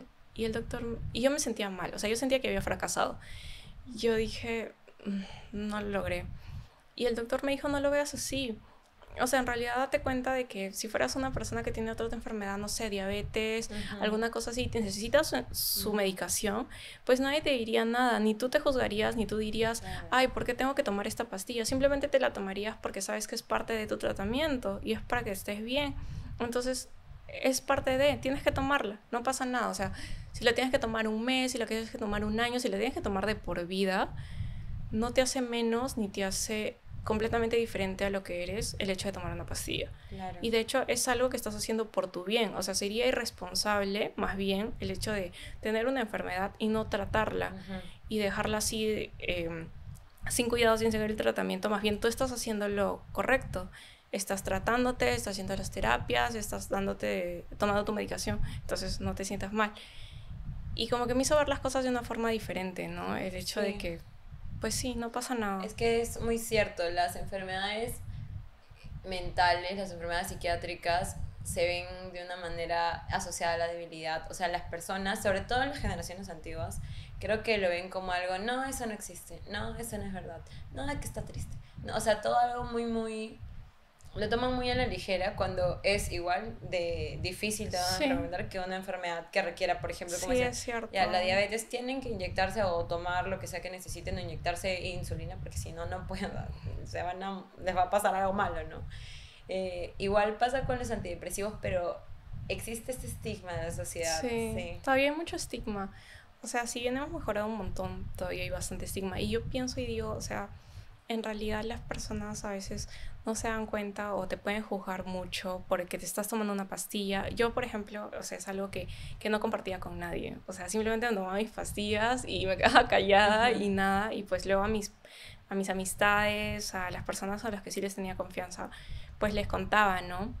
Y también el psicólogo en un momento me dijo, es algo tuyo, o sea, tú decides a quién contarlo porque lamentablemente va a haber personas que van a tener prejuicios, no lo van a tomar de la mejor manera, entonces tú decides, ¿no? A quién compartirle esta parte de tu vida y no pasa nada. Entonces, me acuerdo también que yo pues tomaba mis pastillas y todo y comencé a compartirlo con varias personas y dije, pues no pasa nada, o sea, es lo que me tocó a mí y yo estoy bien, entonces no tengo que sentirme mal. Y aparte de eso, digo, ¿cuántas personas en realidad quizá no acceden a un tratamiento adecuado por el que dirán, por el que, uy, ¿qué van a decir si tomo una pastilla, si les digo que voy a ir al psiquiatra o que si les digo que voy a ir al psicólogo? Y no se dan cuenta de qué tanto sufrimiento puede estar pasando esta persona o la batalla interna que puede estar teniendo, porque algo que yo digo es que pues cuando tienes una enfermedad mental no es tan fácil darte cuenta de que lo que está pasando a la otra persona. Igual cada persona es un mundo, cada persona tiene pues sus problemas, sus cosas, tanto en su familia, o sea, cada persona pues tiene una vida y cada vida es diferente y difícil, pero con estas enfermedades mentales no puedes como que verlo desde la parte externa, como que quizás si tengo una herida, quizás si tengo un moretón, o si tengo algo así, no se ve. Entonces es como que tu propia batalla silenciosa que tú estás teniendo contigo mismo y nadie está ahí como para decirte pues, oye, felicidades, qué bien que lo estás logrando, cuando en realidad la fuerza y la valentía que toma una persona simplemente el decidir seguir aquí, cuando tu cerebro te dice 1000 veces que no y tu cerebro simplemente te da razones para morir o para desaparecer. O sea, para mí me parece, las personas que lo pasan, y pues porque yo también lo he pasado, para mí son personas demasiado fuertes y demasiado resilientes y es algo que hay que valorar bastante y a veces no se les da como que, no digo quizá como que ya hay que reconocerlos, felicitarlos, pero al menos no estigmatizarlos, ¿no? O no tratarlos de menos y simplemente darte cuenta de que es una persona que está librando su propia batalla, es muy difícil y pues si por A o B alguien lo está lidiando y pues nadie le dice nada y estás pues tú solito en tu batalla, pues yo siempre le digo a las personas, yo siempre estoy orgullosa de ti porque yo sé lo difícil que es y yo estoy orgullosa de ti, pues si nadie te ha dicho, entonces yo te digo que yo estoy súper feliz de que estés aquí intentándolo o de que sigas haciendo las cosas o de que te sigas levantando de la cama simplemente, que es una cosa pues súper básica y mínima, pero a veces se hace tan difícil y a veces pues más con las redes sociales y con todas las cosas que procedemos a compararnos con los demás y ver, sí. Porque obviamente en las redes sociales las personas publican como que los highlights de su vida. Claro, es lo bonito. Sí. Muy poca gente publica lo malo y si es lo malo, también publica lo que ellos quieren mostrar. Claro, ¿no? Están como que cosas específicas que no son la realidad de lo que pasas tú. Y lo que tú pasas tú todos los días solamente tú lo sabes. Entonces a veces algo que a mí también me pasaba era que yo me comparaba, pues veía por ejemplo, no sé, redes sociales o a mis amistades y decía, wow, o sea, no sé, esta persona le está yendo súper bien, está súper feliz, o sea, cosas así, ¿no? Y decía, ¿y yo en dónde estoy, no? O sea, me comparaba y me acuerdo en algún momento haberle mencionado esto a mi psiquiatra y haberle dicho, ¿cómo hago? O sea, ¿cómo hago para no compararme? Y el psiquiatra me dijo, míralo así, o sea, míralo como que si fuera un experimento científico y tienes dos muestras y para que sea, tú sabes, un experimento científico tienen que ser dos muestras exactamente igualitas, o sea, porque si no, no vale tu experimento. Tienen que estar bajo las mismas condiciones, exactamente, no sé, temperatura, presión, todo, ¿no? Y me dijo, no hay una persona que vaya a haber pasado las cosas que otra persona. Así sean de la misma familia, vengan del mismo colegio, sean hermanos, no sé, hasta gemelos, yo qué sé, no es posible. Porque cada persona ha pasado una vida diferente, ha pasado por vivencias diversas, ha tenido toda una vida de cosas diferentes, entonces en realidad no te puedes comparar con nadie, cada persona tiene su proceso y lo importante es que tú te compares pues contigo misma y que veas que estás avanzando y que estás mejorando y eso es lo único que importa, o sea el resto no. Hay que ser amables con nosotros mismos. Algo que yo digo es que existe tanta presión en realidad hoy en día de hacer 1.000.000 de cosas al día, e inclusive despertarte a las 5 de la mañana y salir a correr y hacer todo y comer sano y quererte. Y tienes tanta presión que a veces, o sea, no tienes ganas de quererte, o no tienes ganas de salir a correr a las 5 de la mañana, o no tienes ganas de o no pudiste sacarte 20 en un examen. Está bien, o sea, igual hacemos muchas cosas que funcionan como para no apreciarlo. Entonces, hay que ser amables con uno mismo, creo, y saber que las condiciones que todos tenemos son diferentes, las vidas que tenemos son diferentes, pero también que lo que vemos en redes sociales no es la realidad, es la parte bonita de su realidad. Pero no vemos la parte triste, ¿no? Que también existe, porque todos tienen momentos felices y momentos tristes. Claro, es parte de la vida, o sea... Creo que también es muy de ser humanos compararse, ¿no? Está bien, pero hay que compararnos como que yo también voy a poder, quizás. No tanto o sea, verlo desde una forma más positiva, solamente que a veces, pues, obviamente cuando estás con depresión y ansiedad, justamente la depresión es como que si se autoalimentara solita, porque te hace, por ejemplo, algo que me hacía a mí es alejarme de las personas, o sea, yo en ese tiempo en el que estuve peor, me alejaba de mis amigos, de mis amigas, me alejaba de todo el mundo, no quería nada con nadie, y justamente eso hace pues que no puedas mejorar, porque necesitas ese círculo de apoyo de personas que te den ayuda, pero justamente eso hace la depresión, ¿no? Que te aleja de las personas, te hace sentirte peor, entonces vuelves a como que eso mismo, es como estar en un círculo vicioso que se va alimentando, ¿no? Y me acuerdo muchas veces que pensaba así, decía como que ¿qué hago para salir? Pero obviamente pues ya después con la terapia y con todas las herramientas que te dan te das cuenta de que tienes que estar feliz y celebrarte tus propias victorias, así sean chiquitas. Por ejemplo, hay días en los que a veces, no sé, por ejemplo, estoy descansando y digo, ya, hoy día pues me levanté de la cama y pues no hice gran cosa, ¿no? Pero pues lo hice, o sea, hice algunas cosas que quizá pueden sonar tontas o pueden sonar súper chiquititas, pero en realidad también es algo que hice y pues tengo que felicitarme porque hice esas cosas, ¿no? También hay que tener en cuenta, creo, que los desórdenes... que las enfermedades las enfermedades psiquiátricas son desórdenes biológicos. O sea, no es como que la gente está triste porque quiere estar triste, o no es tan fácil como decirle a alguien, oye, pero ríete, Ponte o sea, hay que ser feliz y ya feliz, está. o vamos a hacer tal cosa porque estés feliz. Es bastante más profundo que eso, no es como que tú puedes hallar esa felicidad porque hay algo Claro. en tu organismo que no te está permitiendo generar felicidad. Sí, o sea, es que es lo que muchas personas dicen, pues, o sea, estoy triste, ah, ya, Feliz, pero sé ya, feliz. ajá, soy feliz. Y es como que si fuera tan fácil en realidad, pues yo ya lo hubiera hecho mil veces, ¿no?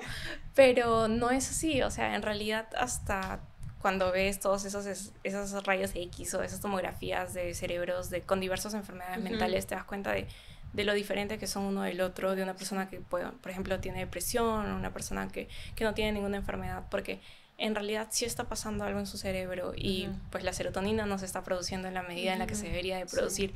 Y justamente para esto están los antidepresivos, ¿no? Que por ejemplo el que yo tomo, que yo ahorita estoy tomando la venlafaxina, que es uno que es un inhibidor de la recaptación de la serotonina, creo, y pues lo que hace es que claro. hace que tenga más serotonina y pues me sienta mejor, ¿no?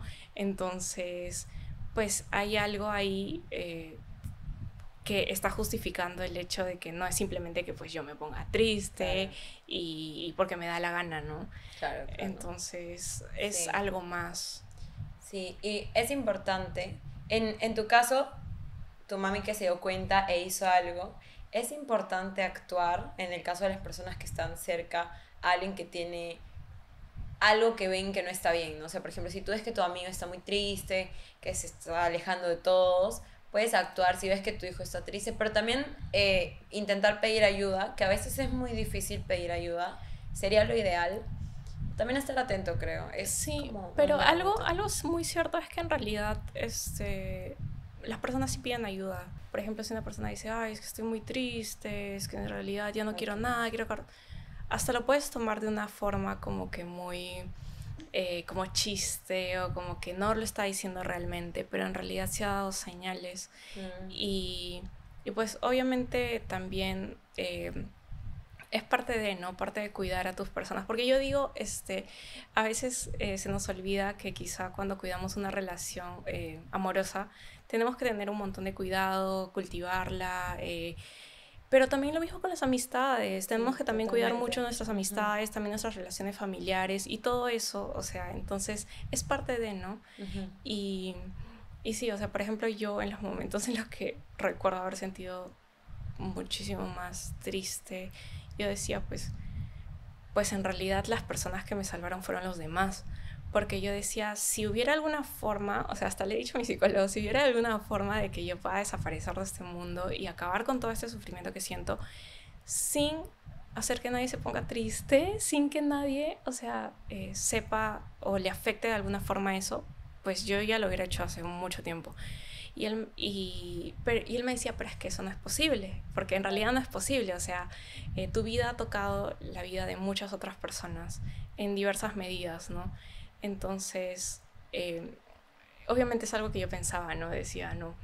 En mis momentos Como más tristes, Hermione. ¿no? Pero, pero, pues estas personas son las que han hecho Claro. que me quede y que siga ahí y que siga esforzándome y que siga luchando, porque obviamente las valoraba un montón y no quería que sufran ni se sientan mal ni nada. Claro, de hecho. Y es lindo porque al final estabas pensando en ellos, más que en ti. Claro, en ese momento sí. Pero este proceso de encontrar también las pastillas correctas y al psiquiatra y psicólogo correctos, porque también creo que hay que hacer match con las personas que te están Sí, tratando, ya hoy en día lo tienes en un buen lugar, o sea, ya sí, estás en un buen lugar. sí, pero es verdad. O sea, yo me acuerdo, yo he tenido citas con varios psicólogos, o sea, ya sea en el hospital o ya sea después. Sí, Y a veces es un toque difícil porque pues de por sí ya es difícil abrirse con una persona. Entonces, contarle todas tus cosas y cosas que son pues muy fuertes y sí, muy tuyas nomás a una persona y a veces pues simplemente no encajas con un psicólogo o una psicóloga y muchas personas me han comentado que pues ay no encajo con ese psicólogo pero no sé qué hacer, o sea seguimos ahí. No Y quiere yo decir lo digo, que no. ajá, Sí. pero no, o sea, es ¿Sabes algo qué sería yo? que tienes que hacer, porque es parte de tu proceso y es parte Ujú. de tu mejora, ¿no? Entonces simplemente no va a pasar nada, el psicólogo no se va a molestar, o la psicóloga, no te va a decir, no, no sé, ¿qué te podría decir? Pero no te va a decir nada, o sea, simplemente decirle, mira, o sea, creo que no es lo adecuado para mí, voy a intentar con otro profesional, Ujú. y pues intentas con otro profesional y ya. Sí. No pasa nada hasta que encuentres uno con el que realmente te sientas cómoda, que quizá lleva un tipo de terapia que a ti te guste, más alineada a tus cosas, ¿no?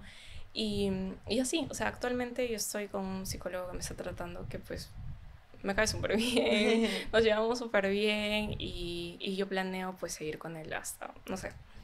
Y lo mismo con el psiquiatra también, ¿no? Porque a veces también es un toque más difícil todavía con el psiquiatra, porque el psiquiatra, o sea, por el mismo hecho de que es un doctor, no es un psicólogo, o Ujú. sea, él no va a estar Sí. dándote la terapia, él no va a estar escuchándote todo el rato, no, o sea, él es más como que, ok, ¿qué es lo que tienes?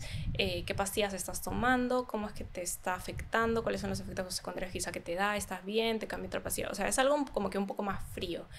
Entonces a Más veces, científico, ¿no? sí, a veces las personas como que lo confunden y dicen, pero ¿por qué el psiquiatra es tan frío conmigo? Yo sentía eso, yo decía, pero ¿por qué? ¿Por qué no me pregunta cómo estoy? No No le sé, importa. ajá, pero no, o sea, es que es diferente, o sea, son diversos Sí. profesionales. Y bueno, al menos el psiquiatra con el que me he tratado ahorita, pues me, me llevo mucho mejor con él, siento que me entiende y ahorita también estoy muy bien con mis diagnósticos. Entonces también, o sea, no tener miedo de pues probar, cambiar de un profesional. Si no te va bien con uno, pues no pasa nada, te cambias, vas a Ujú. otro y todo bien. Ahora, viendo en retrospectiva ya la Cris de hoy, que ya terminó la universidad, que ya se graduó, a pesar de los altibajos que hubo Sí. en todo ese tiempo, ¿cómo te sientes de la tú más chiquita? Yo varias veces he hablado de eso con mi psicólogo y le he dicho, o sea, en realidad yo creo que la Christine de esos años, o sea, ni siquiera se podría creer el hecho de que, de dónde está la Christine de ahorita, o sea, simplemente por el hecho de que ingresó a la universidad, o sea, ya por eso ella estaba en Sí. crisis, luego el hecho de haber acabado la universidad, el hecho de haber viajado a los lugares a los que ha viajado, tener las experiencias, conocer las amistades que tiene, o sea, todas esas cositas que algo, por ejemplo, que yo hacía era que hasta ahorita creo que tengo por ahí mi lista, era que cuando me ponía muy triste y yo quería mejorar, no quería sentirme tan triste y tenía estas ideas de que pues quería desaparecer y quería irme, tenía dos listas, que eran, por ejemplo, una de mis listas era como que cosas que quiero hacer, pero que quiero vivir en la vida, o sea, como que razones Ujú. por las que tengo que seguir aquí. Y por ejemplo, una de esas era ir a un concierto de Taylor Swift, porque pues es mi cantante favorita de toda la vida, desde que estoy en el cole. Entonces, cosas así, ¿no? O sea, Que ir a ya un fuiste en concierto tal. Argentina. Sí, que fui. O sea, hasta ahorita es como que no me la creo porque digo, o sea, la Christine de esos años hubiera pensado que Christine. O sea, algo que escribió en su lista simplemente como que para motivarse, ¿no? O cosas así como que ya, no sé, viajar, ir a ver la Torre Eiffel en algún Ujú. momento, ir con mi mamá a ver las pirámides de Egipto, que mi mamá ama la cultura egipcia, entonces es como que su sueño. O sea, cosas así que apuntaba y que decía, ok, no podemos como que rendirnos porque estas cosas todavía no se han logrado y se tienen que lograr. Esa era como que una lista y luego tenía aparte otra lista que era como que cosas, o sea, no tan grandes, un toque más chiquitas, pero decía, o sea, cosas que me motivaran.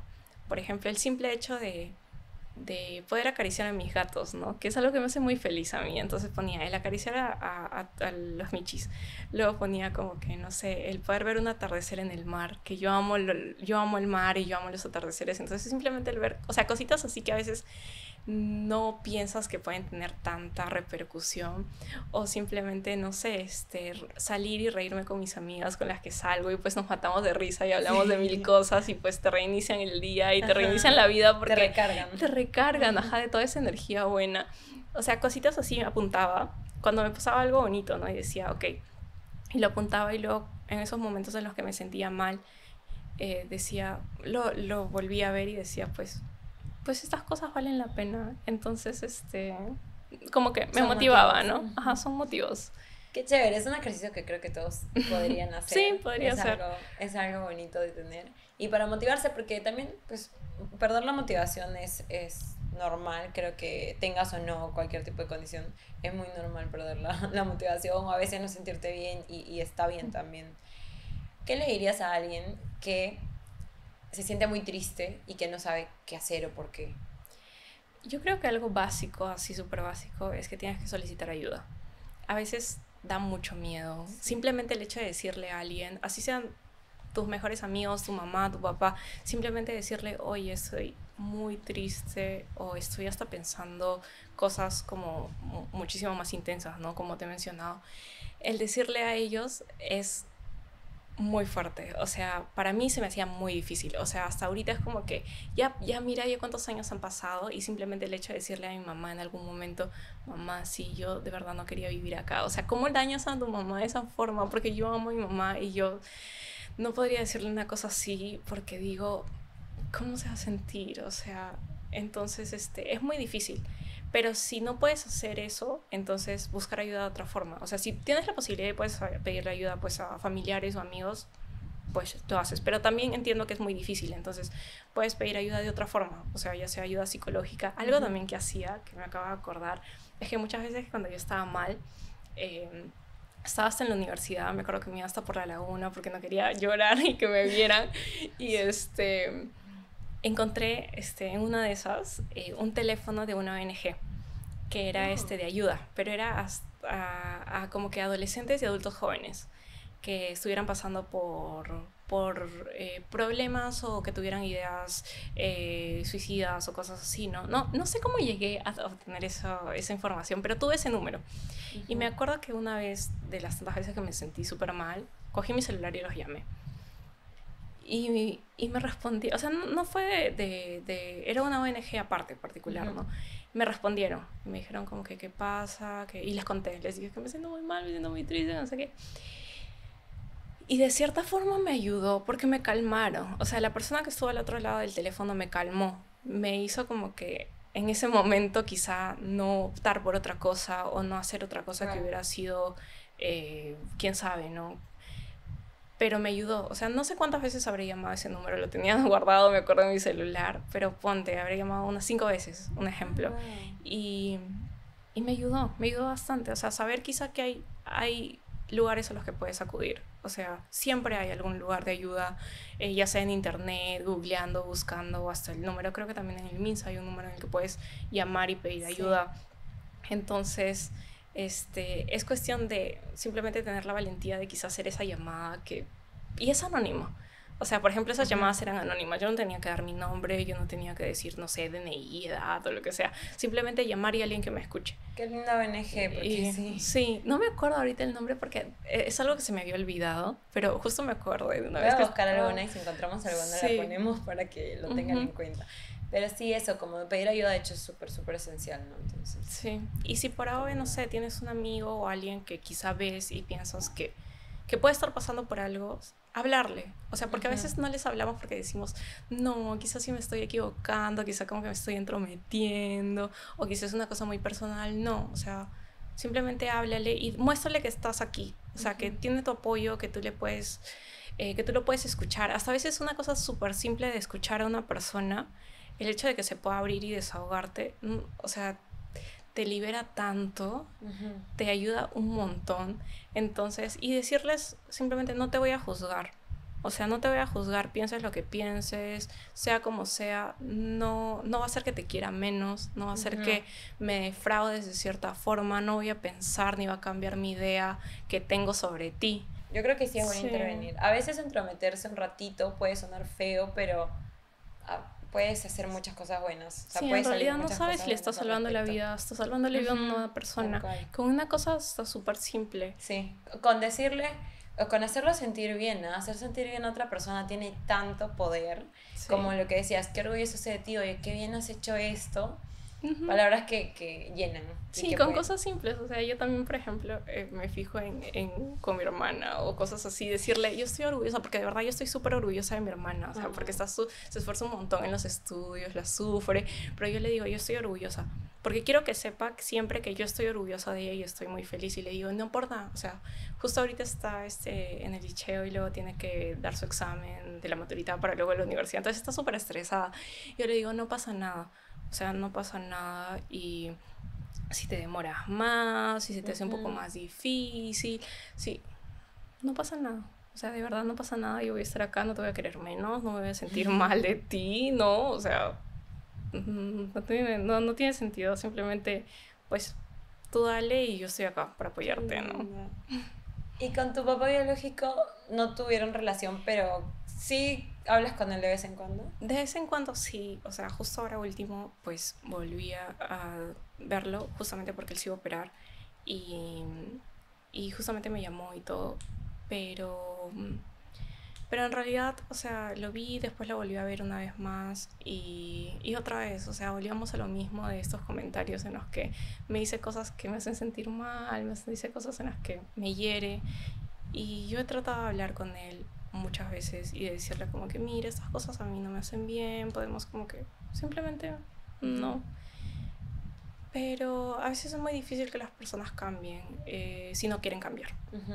Y en su caso, pues él es una persona ya muy adulta, es una persona muy grande y depende de él. Y yo ya me di cuenta de que pues es una persona que tiene ciertas actitudes que no van a cambiar. Entonces, pues para cuidarme a mí misma, porque es importante también por el autocuidado, no exponerme a esas cosas. Claro.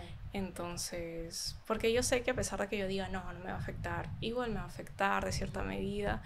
Entonces, estoy con todo este proceso en el que estoy luchando y mejorando Claro. y que venga algo y pues me Sí, derrumbe. sí. En realidad no es la idea. Ujú. Entonces, pues eso, o sea, mi plan al menos es como que tener una relación pues más lejana y, y así estoy bien porque Ujú. Sí. prefiero como que cuidarme a mí, ¿no? Sí, hay que alejarnos de lo que nos hace daño también, pues, Sí, ¿no? es Así cierto, poner sea. límites. A veces suena feo, en realidad, poner límites y mucho más cuando dices, pues, poner límites con alguien de tu familia y más como que, por ejemplo, tu papá, tu mamá o algún familiar y dices como que no, pero muchas veces he escuchado eso que dicen, no, pero no, es tu familia, se le acepta lo que sea porque es tu familia. Y pues yo entiendo que es tu familia, pero en realidad tú no debes aceptar malos tratos ni nada de Sí, nadie. O sí. sea, sea tu familia o no sea tu familia o quien sea, de nadie. Ujú. Y es algo que pues se me quedó muy claro y en realidad eh, tienes que poner tus límites. Sí. Y ya sea en amistades, ya sea en relaciones amorosas, en familia, en donde sea, y estar en un lugar que ves que te valoran, en donde te tratan bien, te apoyan, y si en realidad no es un lugar así, pues evaluarlo, ¿no? Ver qué es lo que está pasando, si se puede mejorar, pues bien, mejoramos juntos, y pues si ves que es algo que no va a cambiar, entonces nada, no pasa nada, no, nadie te va a juzgar, tú no estás mal por alejarte, tú no estás mal por cuidarte, porque te estás cuidando, es algo Ujú. muy bueno que estás haciendo, es parte de la autoestima y el autocuidado que es fundamental en cada persona. Creo que también está bien renunciar a ciertas personas, como dices, a pesar de que sean familiares o amigos de años o lo que sea, para ponernos a nosotros primero. O sea, siempre Sí, la construcción de como una vida buena es ponerte a ti primero, al final sí, en cuidarte, realidad quererte. tú siempre tienes que estar primero. Ujú. O Sí, sea, a totalmente. veces suena como que feo porque dices, ay, Suena qué egoísta, egocéntrico, suena egoísta. De ¿no? hecho, suena feo decirlo, Y, inclusive. pero es la verdad. O Sí, pero es sea, importante. tu salud, tu bienestar, tu calidad de vida está muy por encima de Ujú. otras cosas. ¿Hay algo más que quieras decir o que no hayamos dicho o preguntado acerca de la salud mental o de la depresión?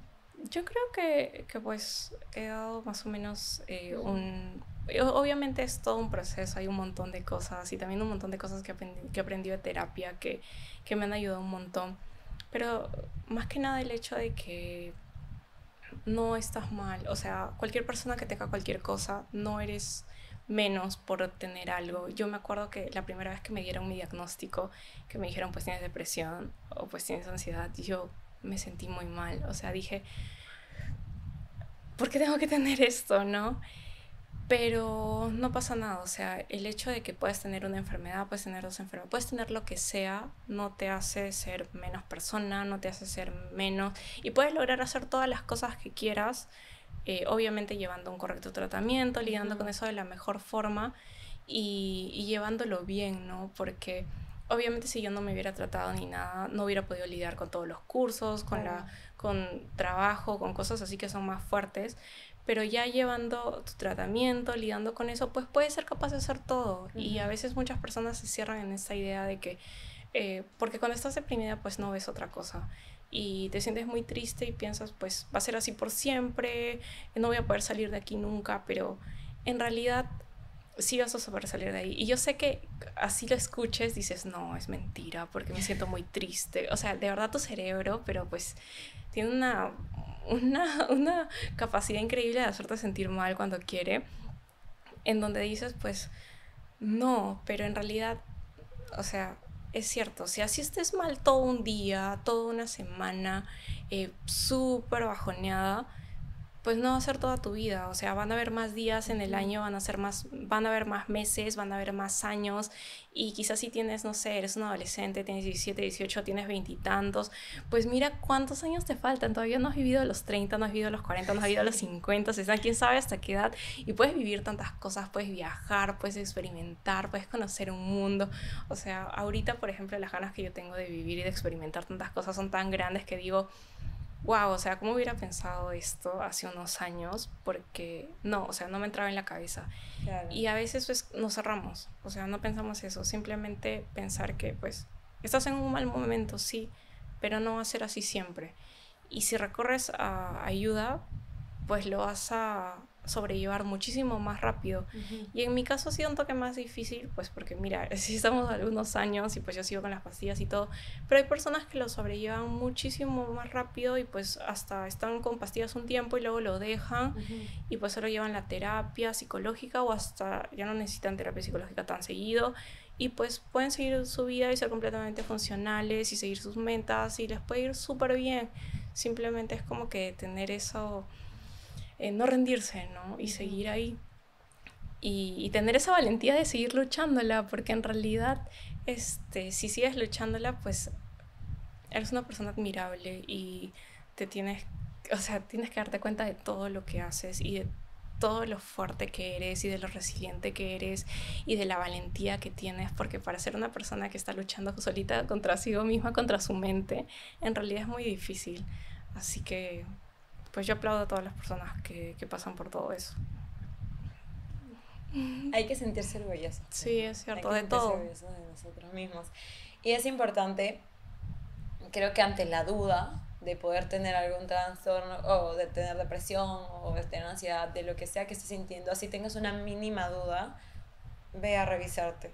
O sea, ve a Sí, o sea, revisarte. puedes hacerte un chequeo, ¿no? Ir a un Sí. psicólogo no pasa nada, así como te chequeas, no sé, los dientes o te Sí, vas a un chequeo sí. general, pues también, ¿no? Es Ujú. parte de la salud integral tener la salud física y la salud mental bien. Sí. Entonces, nadie te va a juzgar, nadie te va a decir nada, no pasa nada. Exacto. Simplemente vas y ya. Y si alguien te juzga en realidad, probablemente sean personas que no necesitas en tu vida o que no han tenido esta educación de la salud mental que tenemos nosotros. Creo que nuestra generación está bastante más Sí, está avanzando curtida en el mucho, tema. sí. Pero bueno, hay personas a las que no les vamos a cambiar la mentalidad y es bueno aceptarlo, pero también alejarnos, como ya quedó Claro. claro, de la Ujú. gente que no nos hace bien. Bueno, Cristi, agradezco un montón por venir. Gracias a ti por traerme y de invitarme, porque yo feliz en realidad, porque hablar de estos temas me hace muy feliz, porque en realidad es algo que me ha afectado tanto y que me gustaría que quizá, no sé, se pueda hablar más de esos temas, ¿no? Y conversarlos y saber que hay personas que también pasan por lo mismo Sí. y que se puede acceder a ayuda y que no pasa nada, o sea... Y también creo que es un bonito ejemplo que tú has logrado todo lo que querías lograr y que seguramente vas a seguir logrando. Claro, o sea... A pesar de pasar por un proceso interno tan duro y haber llevado los dos al mismo tiempo y ahora ya tienes, pues, no sé, la carrera terminada, ya fuiste, ya cumpliste sueños y quieres ir por más y esas ganas de seguir también son admirables porque la ambición o la ambición de vivir o de estar feliz es bonito reconocerla, ¿no? Como, qué bonito que ahora tengas ganas de hacer todo eso que ni siquiera tenías ganas de hacer. Sí, Hasta es eso me cierto. parece muy, muy, muy admirable. Bueno, Cris, muchas gracias por venir. Me Gracias encantó a hablar ti. contigo. Y bueno, espero poder encontrar algunas ONGs y si encuentro algunas las voy a dejar en la descripción porque Sí me parece hay, yo muy... sé Sí, que no, sí sí hay. hay. Sí hay Ajá. de hecho y ojalá hayan más también porque necesitamos mucha salud mental y es bueno hablar de estos temas. Gracias a todos por ver. Nos vemos en el siguiente episodio. Adiós. Yay. Yay.